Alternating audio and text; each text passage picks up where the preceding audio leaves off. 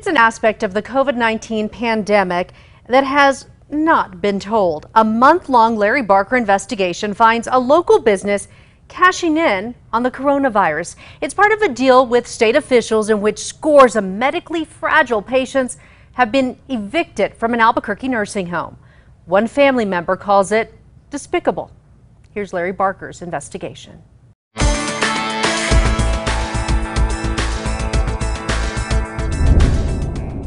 There's a no winner in this. There's just no winner.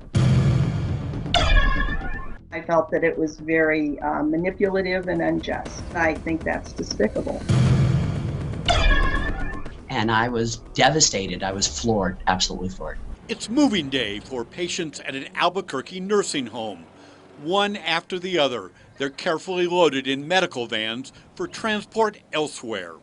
They're in their 70s, 80s, 90s. One is 102. Many are wheelchair bound. A few are in hospice. All are medically fragile. But their departure is not voluntary. In fact, all 54 patients at Canyon Transitional Rehabilitation Center are being forced out, evicted. 84-year-old Janet B., originally from Austin, is a Texas Longhorns and Dallas Cowboys fan. She was admitted to Canyon in 2018 following a fall. Jennifer Showman is her daughter. She has progressed to the point where she's almost walking in a walker and almost talking in full and complete sentences. Her short-term memory is pretty gone. Her long-term memory is intact. She remembers her family. Last month, Canyon advised Jennifer her mom would have to vacate the premises. Did they say why your mom was being displaced?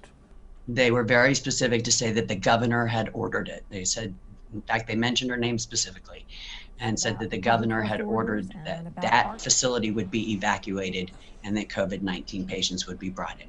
I couldn't believe it. I thought it must be a mistake. And I asked how quickly that could potentially happen, and she said it could happen tomorrow. 97-year-old Shirley C. was a gifted commercial artist known for her sense of humor.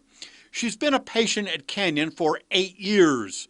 Her sole living relative is her niece, Jan Segrist. She still has some sense of humor, but she gets confused easily. She is on hospice. She has some heart problems and has been losing weight, so they put her on hospice. In April, Jan got the call from Canyon. The administrator said that all of the residents at Canyon were going to be moved to other locations. Did you get a choice in the matter?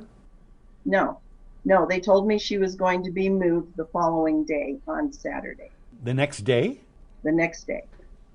So I had about 24 hours notice. It made me angry, and it made me very protective of my aunt. 60-year-old Alvin S. is funny, smart, and likes to make people laugh. Wheelchair bound, he has been a patient at Canyon for a year. Lisa Padilla is his sister. He was involved in a motorcycle accident over 40 years ago that caused him to have brain injury and disability on his left side of his body. In April, a Canyon caseworker told Lisa her brother had to leave the nursing home. It was just put on us like within, a few days. This is what we decided. This is what we're going to do. And he's gone. That's it. It's done. You weren't asked. You were told.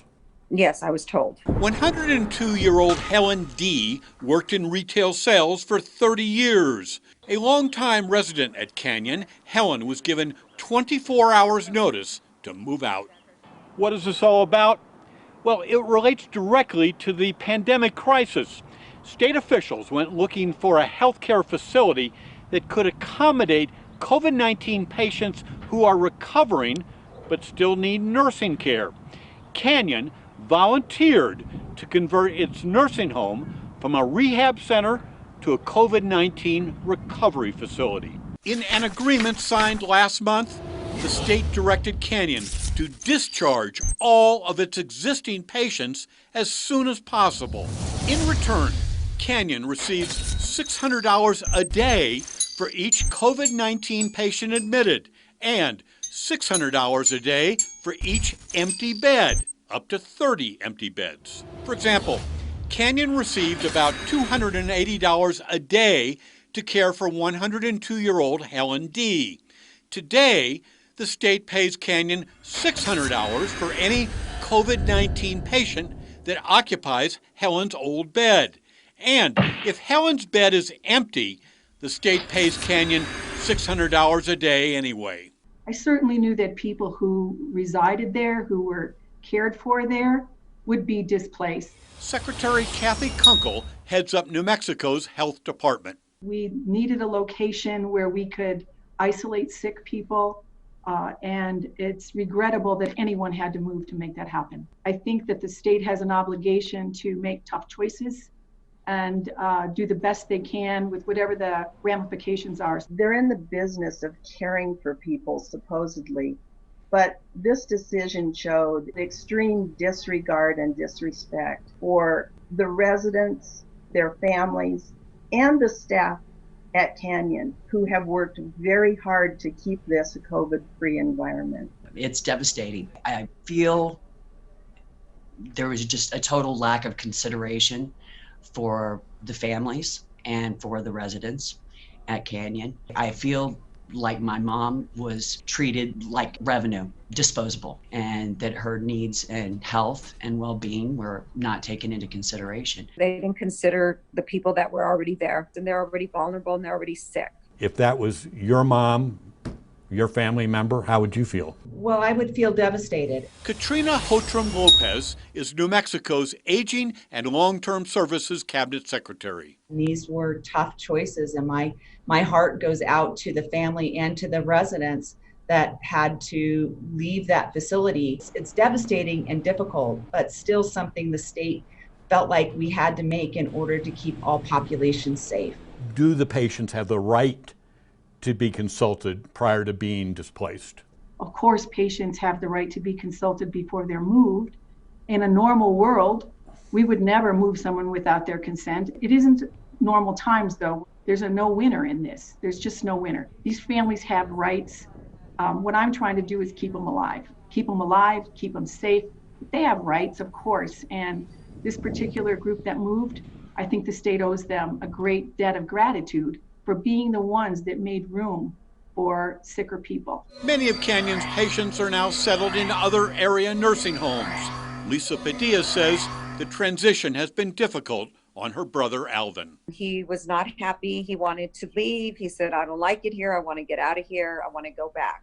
They knew that the elderly and the disabled could not complain or question this, and I believe that they hoped that those of us who love and support those folks would not have time to raise questions or concerns. And that's why the move happened so quickly. And I think that's despicable. Sadly, Jan Segrist's 97-year-old aunt, Shirley Campbell, died Friday at an area nursing home, less than a month after being evicted from Canyon.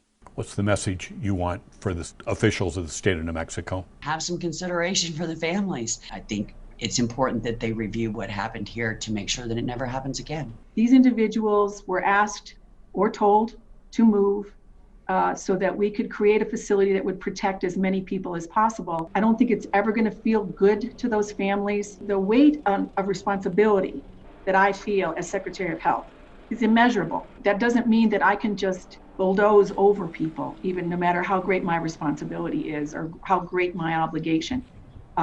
People matter. If we can't communicate to our citizens, we're in trouble. A spokesperson for Canyon did not respond to a request for an interview. Larry Barker, KRQE, News 13. If you would like to read Canyon's full written statement, go to Larry's report on krqe.com.